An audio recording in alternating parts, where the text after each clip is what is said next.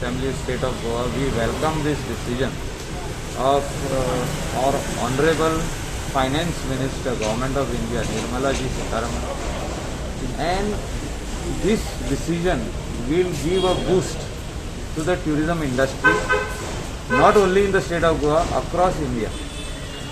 And a lot of tourists, post-COVID, once things improve in India and when there is no sign of the third wave, we will get vaccinated tourists who has taken both the doses or a single dose which is given in other countries.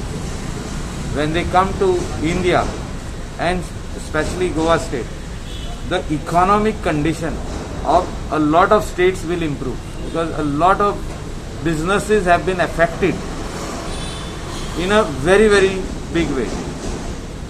Businesses have shut down, especially in our state Goa. We have seen a lot of boys and girls unemployed. They are sitting in the house for the last 4 months and everybody is talking about the third wave. By God's grace, if it doesn't come, and the announcement of the Union Finance Minister of 5,000, first 5,000 visas will be free, is going to give a boost to this industry to come up back again. So we welcome this decision.